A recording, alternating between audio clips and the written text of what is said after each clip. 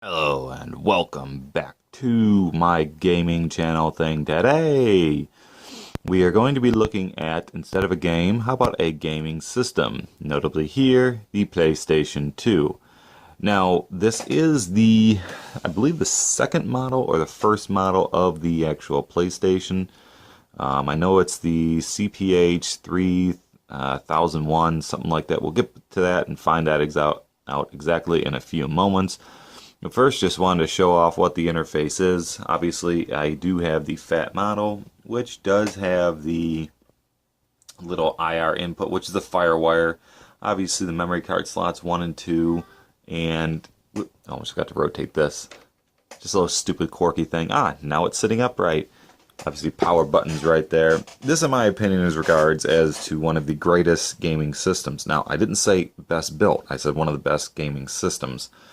Sony was very cheap when they were making production of these to try and squeeze these out because, well, the thing was very powerful at the time anyways. And these models are very prone, and I do mean very prone, to disk read error. There's a couple of ways to diagnose it, essentially. There's the angle of the lens. Because the tray slides in and out, it had a tendency to knocking the laser out of alignment. You could easily... There's a little knob in there, little gear. You twist it a little bit. Sometimes that'll get it to work. Other times, other people have sworn that you could tweak the voltage of the laser, which that essentially does work as well. But I have heard rumors, never really tested it out, but I have heard rumors that tweaking the laser voltage too much or getting it to the point that it will work will essentially burn out your laser and you'll end up replacing it anyways. But aside from that, I do have obviously the fat model. I do have the network adapter installed into it. Let's move this beast down there like that. I do have the network adapter installed into it as far as that were to go. And it does have the PlayStation 2 hard drive in it. Now, what a lot of people don't know is PlayStation did have a hard drive, or at least the PS2 had a hard drive in it. Obviously, that's the manual on-off power switch, which was a main draw, as you could actually turn the power right off from the system. You don't ever want to really shut it off from the top, but if you wanted to shut it off for a long haul, bam, you just flip that switch, you're good to go. Don't use any more power. When the slim models came out, which I have one right here, if I can get it, let go. There we go. I have one right here. When the slim models came out, didn't have that. Had an external power supply, which is over in a mess of cables. But as you can see, I just got this is the slim version of it. It does not support any of the hard drive. This is a PlayStation 1 memory card. You flip open the lid like that. There was two versions of this slim model, which I didn't realize existed up until probably a couple of months ago. And I do have both versions here. This is the original slim model, which came with the actual phone line, like dial-up phone line internet adapter, aside from the Ethernet, and of course your digital optical out. So there's that one, and then the secondary version they came out with, rocking with the Transformers. It's essentially the same exact thing, same exact build, all that fun stuff like that. It's got all the same exact memory card slots in the front, except one other thing: it does not have the dial-up modem built into it. So, as you can clearly see, they are virtually identical. The big thing that this had in it had the IR thing, which means there was a PlayStation 2 remote that you could get for your system, essentially making a DVD player, because that's the biggest draw of it. It was the first commercially game system with a DVD player built into it. That was $300. Now, back in 2000, a DVD player would typically cost $198 to $300.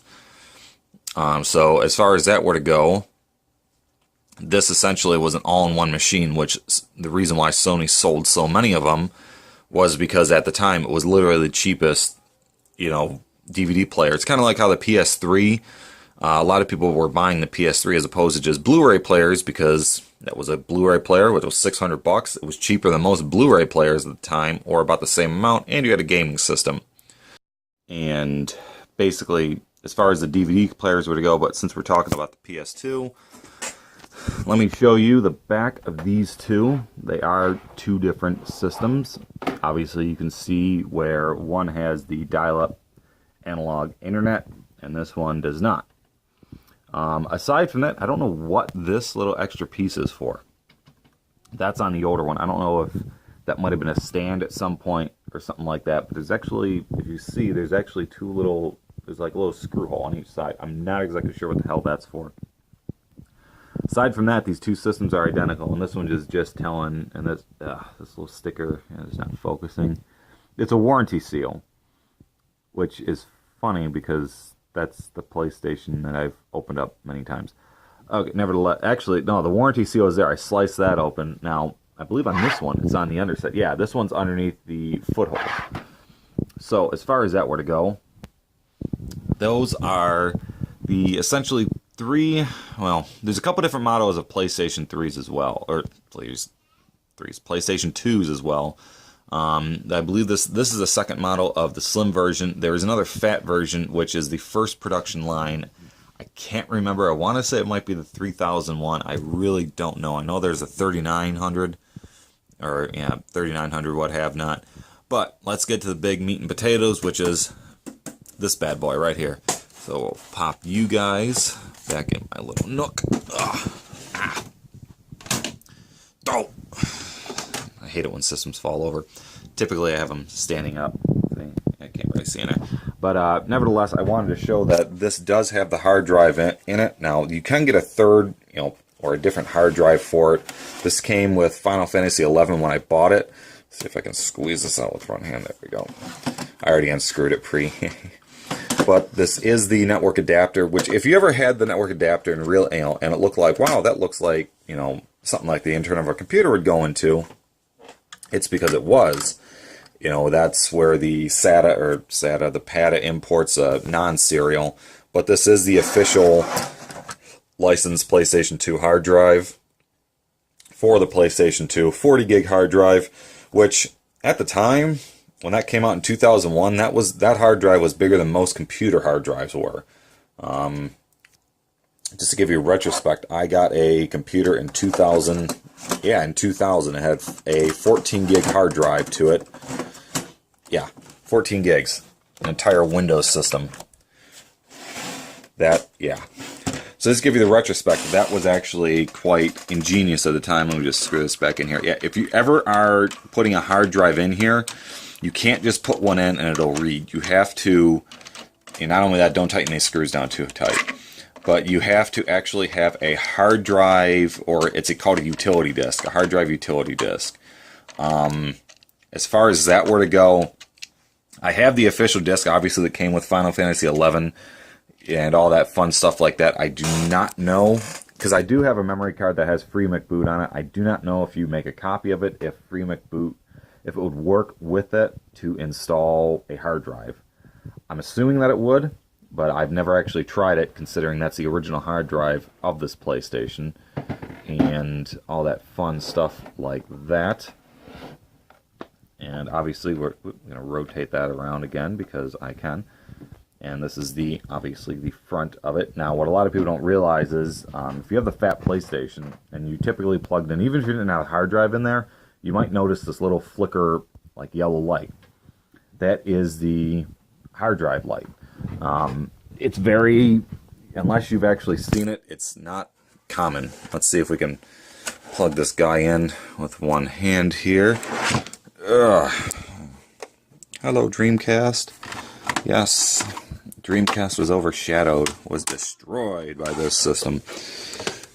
Alrighty. Please keep watching. Alright, so there's that. Now, I'm going to flip the little... Oof, I can't see it in there. Yeah, sure, that'll work. I just want to show this off. Now, I don't have it hooked up to the TV at the moment. I plan on doing that in just 1 second. Now that we have that, we just flip. Think. There's a little red light. Now, there's a couple ways, obviously, you can turn it on. You can hit the power button or have the disc tray open up. And I'm going to show you the reason why most DREs, I want to say, happen. Is because the disc drive tends to shake things. Now, if you see a PlayStation or your PlayStation's acting like this, I can't figure out how to stop it. I just think the gears are either off or something's slipping. Because here's what it sounds like when I actually open up the disc tray. Hear that little grinding? And you can hear the hard drive booting up, and you should see the yellow light flashing. Usually takes a second or two. There it is. Initializing the hard drive. And just like anything else, it just starts flashing. Pretty much like a computer. All that is kind of like the light in your computer letting you know your hard drive is spinning. Now, because this PlayStation has a hard drive in it, by default, this PlayStation can never be just reset. Anytime you hit the power button, it automatically turns the system off, regardless. So there is no more... So when you have a hard drive in there, just like a computer, for the most part, the PlayStation 2 wasn't necessarily built like a computer. They tried to turn it into one. Essentially, it damn near did. But as far as that were to go, if I were to just do that, it automatically turns the system off, and I got no other choice. Alright, now that we've seen that, let's turn this beast back on and see what the actual PlayStation looks like. And we're going to do that just like that.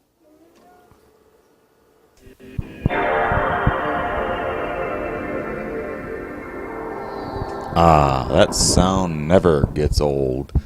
Now, as I was showing you for the internals, this is pretty much it. Now, the reason why there's a delay here is it's actually initializing the hard drive right here. And because it initializes the hard drive, it takes a few more seconds to boot up. Now, I did not put FreeMic boot into this. I mean, I do have it on my one memory card, which I can boot up into it. But just to kind of show, let's see if I can pop the memory card in here. Let's see, doink. Go there just like that. And what was cool is this pretty much is up until literally a few days ago, I actually bought another PS2 memory card just because I was getting tired of trying to move games back and forth. Because this is the coolest thing about it is I moved a lot of my saves right onto the hard drive. They pretty much set it up that way that I could do it. And you could set up folders and stuff like that. These are the folders that I had set up in the hard drive, blah, blah, blah. This is all the games I've installed on the hard drive. I haven't had the heart to delete that. It does have DRE, disk read errors, but basically some games actually supported the hard drive aside from Final Fantasy XI here, which unfortunately I think I have, if I really wanted to play it on the PS2 gung-ho, I only can do it for about another 3 months before they completely disable the support for the PS2 system. But the fact that they still supported it and still updated it was mind-blowing to me. But as far as that were to go, these are all HD loader applications that I installed via FreeMic boot. They did actually make HD loader disk version, but because there's not so many of them out there, or they didn't make it for that long, because once they made the slim version, hard drive went kaput. There was no more PS2 hard drive. So pretty much what ended up happening is if you have an HD loader, hang on to it. I mean, is it valuable? Yeah, moderately. I mean, it's, you're going to pay, if you wanted to buy it, it's not that expensive, but but if you're a little bit tech savvy and want to do FreeMic boot, you might as well do that. Because if you really want the official version, you'll be paying anywhere between, let's say, I just looked up the prices today, it's between $50 and $100 in that range, and there wasn't that many people selling it. As far as off eBay, Amazon, things like that, I mean, there's a couple of listings for it. If you find it cheap, is it worth picking up if you want to install games via your PS2 instead of running it off the actual disc? It's definitely a novelty factor, don't get me wrong. But granted, if your PlayStation is running disk read errors and it's not fixed, it's not even worth trying unless you can use FreeMic boot. And you can install a server type deal. If you've got to be a little bit tech savvy, you have to make sure everything's set up and you can actually link your PlayStation 2 to your router and actually install games from your computer right to the hard drive.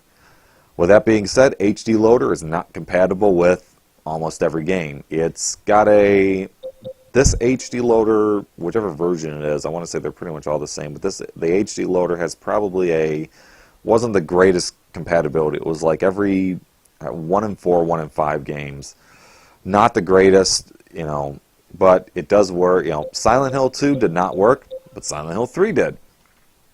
Amplitude, Bully worked just fine. Champions, Return to Arms, Pinball, Tekken Tag Tournament, Final Fantasy X, which works awesome, by the way, and Frequency. Other games that I really suggest that do work: Streets of Crime, Streets of New York, Streets of LA.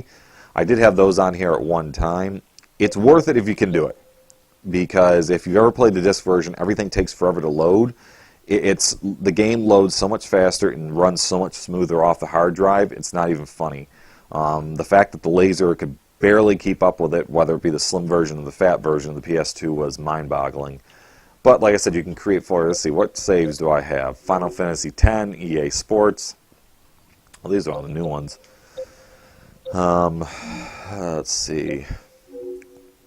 These are most of my PS1 games. I put some PS2 games in here, but that was a cool thing. You could actually put PS2 or PS1 game saves on to here. So if you had a memory card that was full, you could essentially copy everything over, wipe it clean, and now you got more memory card space.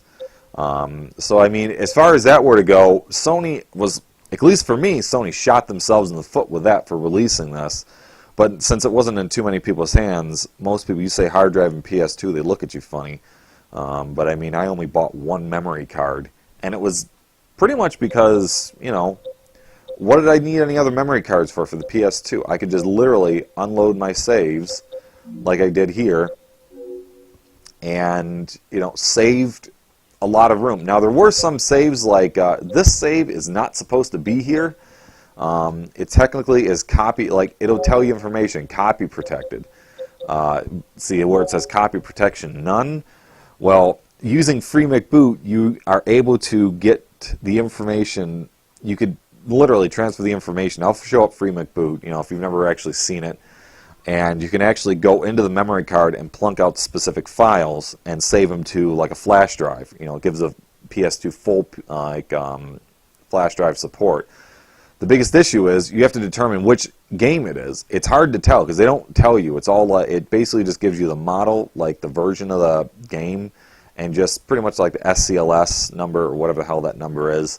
But if you do get it, there are programs that you can put on the computer that can just rip copy protection right off, and that's what it did, and I was able to back it up.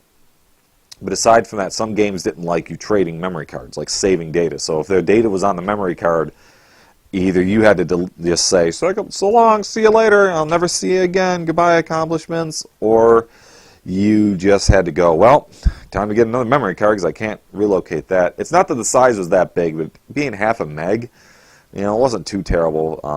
Some games, there were some games that took up a lot. Gran Turismo, it wasn't Gran Turismo.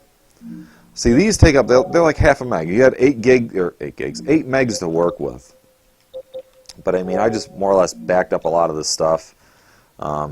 Sports games, for some reason, they're the worst ones of all. They are. Look at this sports game. To save a fucking sports game took up a fucking 1 megabyte memory. Now, out of a fucking 8 memory, I can't get my speech right because I cannot talk today. Out of an 8 megabyte memory card, that is an insane amount of space. And if you were a sports fan, you literally had to have one memory card that says, this is sports memory card. Because by the time you install, because there's that's just one thing if you were doing a Dynasty. Here's the rosters. There you go. So you're talking a meg and a half of just memory ganked off your card for just that. Now, if you are a Madden, NBA, NHL, you have those 3 games, there's one memory card, gone. Especially if you have saves. If you don't care about saves, then you're fine. But if there's one memory card, gone. It's gone. Because it's eating up all that stuff. So, I mean, that was a little insane. Harvest Moon, yeah, that takes up a little bit. Now, Final Fantasies never take up crap. Like 63 kilobytes. You like to see kilobytes. Air Max, a long time ago, a friend had Air Max. Oh, this is awesome. Photo data. Huh. It's actual photo that I took on Gran Turismo 4. You could actually hook a printer up to your PlayStation 2 and print that out if you wanted to. But the support for it was so bad that I never found a printer that actually worked with it. It kept saying it wouldn't detect it. It gave you this big long list of printers going HP, Epson, Canon, but it was only like one or two models it had like the drivers for. Ah, here's a great game. Mark of Cree takes up a hell of a lot of memory card space. This game was, think of it as almost like a medieval Metal Gear Solid. I think a lot of people overlooked it. You know, it was a good Sony release. He produced some, it's basically, imagine Solid Snake as some big, fat, like, Amazon-looking dude. I don't know how else to describe it, like a warrior. And you can go up to people, you can break their necks, you can like stab them in the, basically what you do, you can grab them and then you can stab them in the heart and look around, like see if anyone's looking at you. All that fun stuff like that. That was a great freaking game. Obviously, Champions of Norath. You know, there's an example of a huge amount of space. Are you freaking kidding me? That is one fucking game. 2.2 megabytes of space gone from your memory card. You had no other choice. You had no other choice. That sucks. Gran Turismo got just as bad, you know. So, I mean, you literally... So, I was dumping saves on my hard drive left and right, left and right. Underground, yuck. I was dumping saves on my hard drive left and right, just trying to free up space. Here we go. The predecessor to all modern gaming, SOCOM Navy SEALs. If you don't remember SOCOM Navy SEALs, then obviously you're too young. But this essentially was Call of Duty before Call of Duty was really a thing. This was the first, one of the very few big successful games that were able to play online. I remember kicking and getting my ass kicked so many times in this one. And then when this one came out, essentially it was the same fucking game, same exact thing as far as the multiplayer were to go. It was literally the same thing, just maybe the graphics were tweaked a little bit. But again, 3 megabytes space. You don't keep those kinds of saves around for too long. I'm sorry, you don't. This little weird thing, Silent Hill 4, which is the weirdest fucking game. If this game was called anything else but Silent Hill, it would have been great. But because it was called Silent Hill, I hated it. Because it just wasn't a Silent Hill. Hot Shots Golf 3, Soul Calibur 2, Capcom Net File. I don't know why I still have this around. This is the networking file, like if you want to go online with your PlayStation and play like Resident Evil Outbreak online. This is where, you know, you need that file set up, has your information that you can just enter through. Rainbow Six, the first time I played Rainbow Six was the first game on Dreamcast. It was alright, didn't impress me. Simpsons Road Rage, Tekken Tag Tournament. These are all some weird fucking game I played like twice before the game was stolen. It was basically just motorcycle racing, maybe a little bit of Road Rash. We got Metal Gear Solid, Silent Hill 2. This is my first save for Silent Hill. You can obviously see when I move this. The date on there pretty much shows when I got because I can tell you when I moved this information, the date on there shows the date that I got my Final Fantasy 11. Because obviously that's when I started dumping a lot of things. A lot of these saves I haven't modified since then. So December 25th, 2004 is when I actually dumped a lot of these saves on here. Metal Gear Solid 2, a bunch of different ones. Vice City.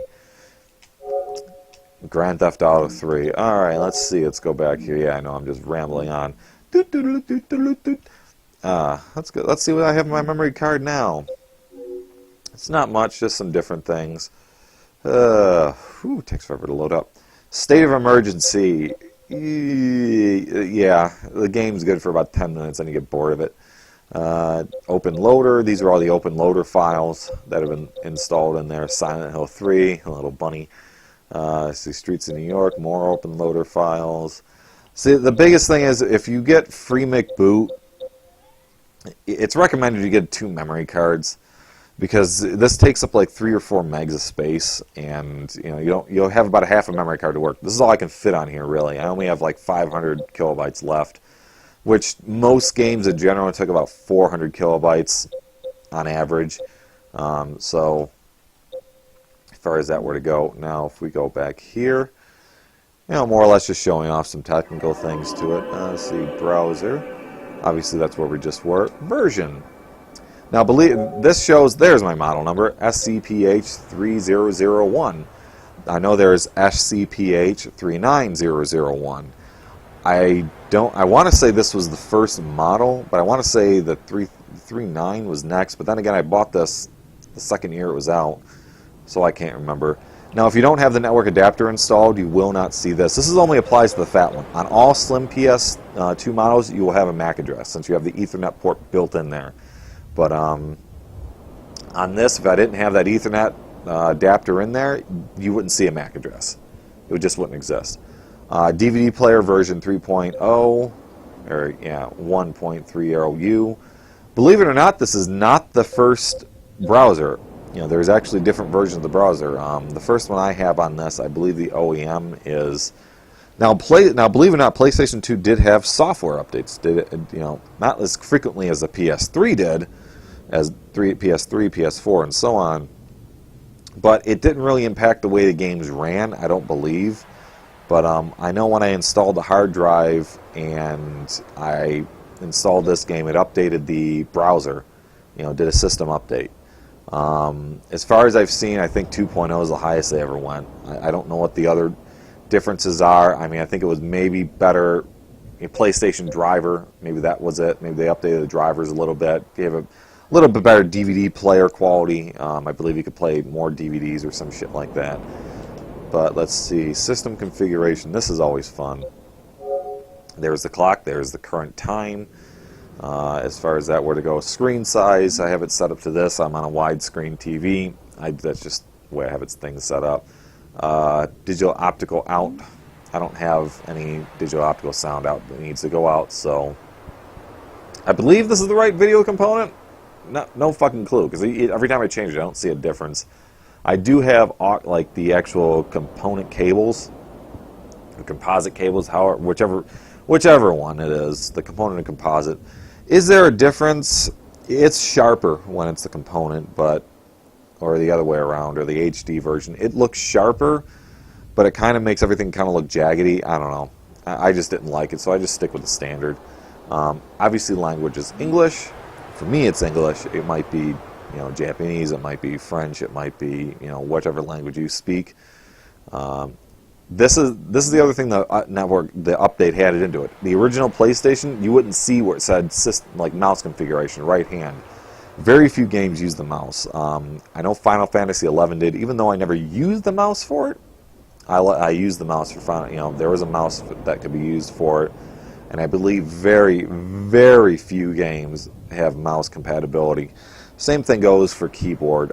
This was more. The keyboard is pretty much compatible with any game that was online that you can talk trash to people. If you weren't telling people that they suck ass and that you're going to kick their ass over the headset while you're playing it, you were in the little chat room waiting going, "You suck.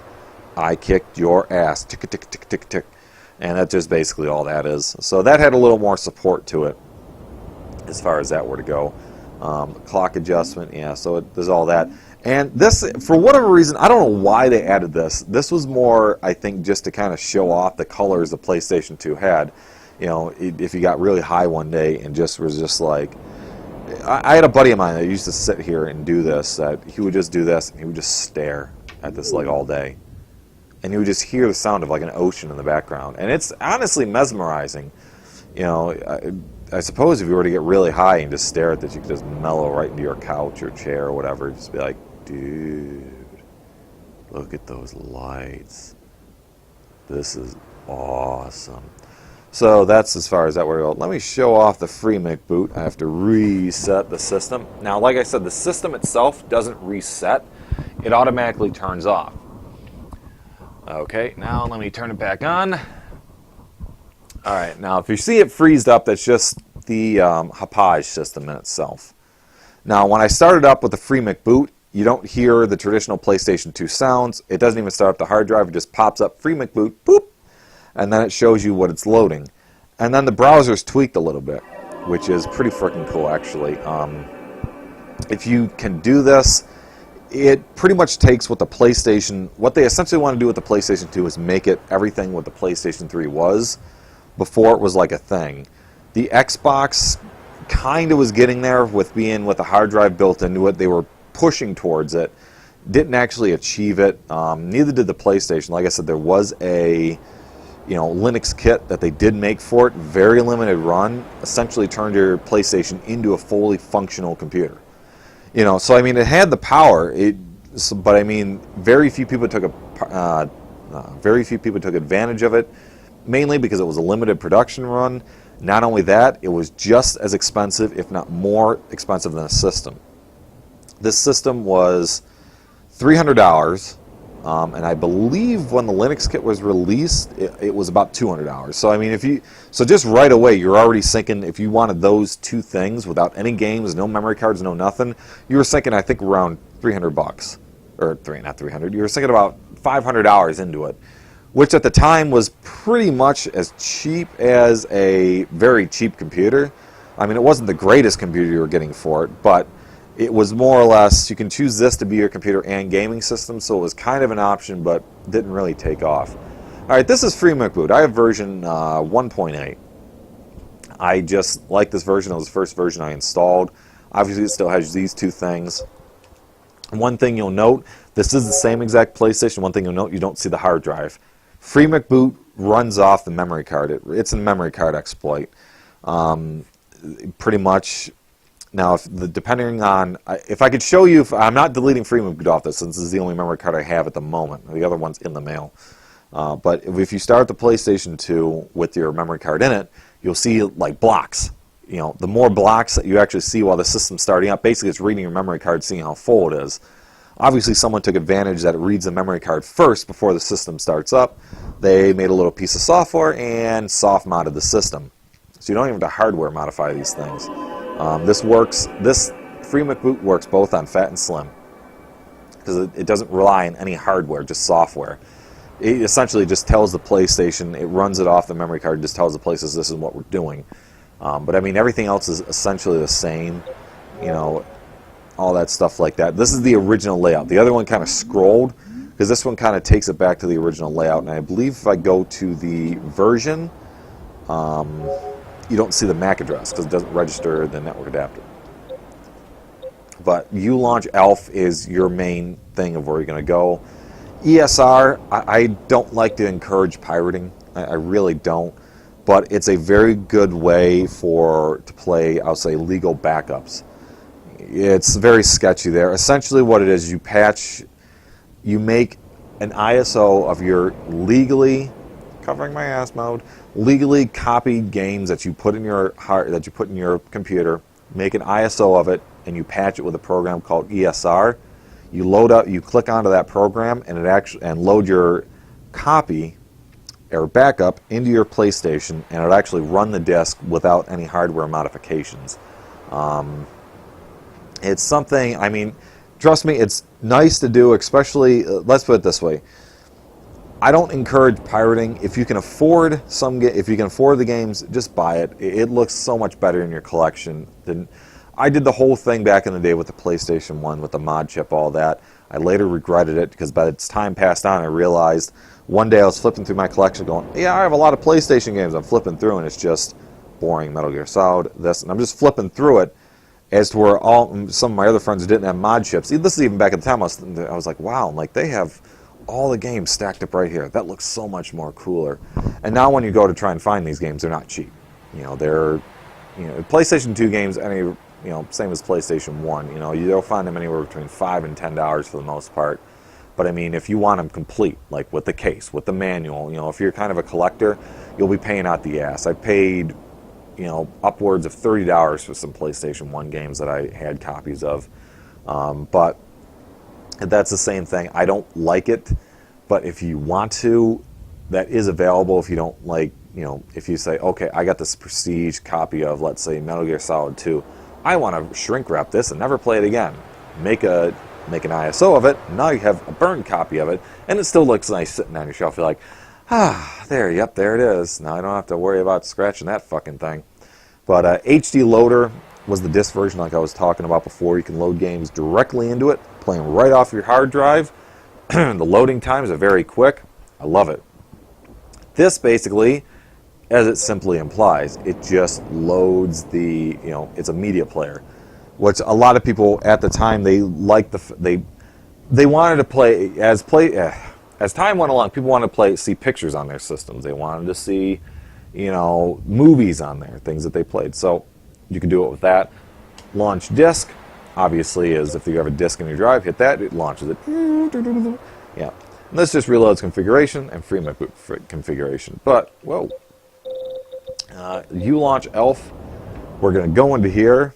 This pretty much opens up your PlayStation to everything that you want. It shows both memory card slots. If you have the hard drive, it'll turn on the hard drive to read it. It'll see if there's something in your CD drive. This is your mass drive, or they have to be formatted, I believe, in FAT32 for it to read. But you can put up to 2 flash drives in here, but it'll only read one at a time. But once it's done reading the first one, you go into it and you back out. You'll see mass, and then you'll see mass 1, kind of like how you'll see like mass 0 and then mass 1. So I mean, so it does add it in there. And this is kind of the network thing, and this is just miscellaneous stuff to where you can essentially you can do everything. You can turn your PS2 right to your browser. You can start a disk.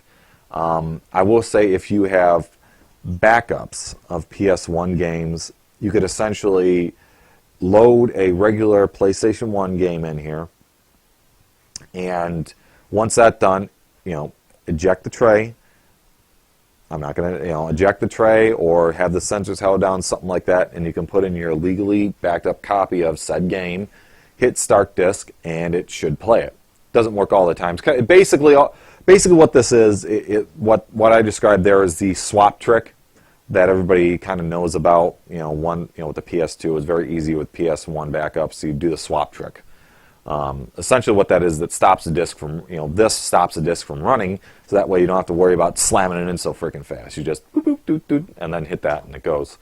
This is your network configuration. You can turn the PS2 off, hard drive manager, JView editor, all that fun stuff like that. But as far as that were to go, this is the mechanics of it. I don't really have anything on here to show, but I will show you the memory card. This is what I'm saying. If you want to modify memory card data or pull data off there or back up, you can do it, but you really have to try and figure out which game is which. Good luck. Because you can go in the folder. Let's say go into this folder. You can try and figure out what game this is. You typically won't know. I want to say sometimes it tells you and sometimes it's a... Best way to go about it is this is the way how I did it. You got to look at the size. Obviously, this says 0 kilobytes, 0 kilobytes. You look at the size or look at the dates. If you remember the date that the game was saved, like where's the... Oh, wait, that's on the hard drive. I got it backed up. But if you have... There's something I just did, too, recently. Hot Shots Golf. Let's see. There we go. There's a file. 817. That's... No. Should be one that was 10.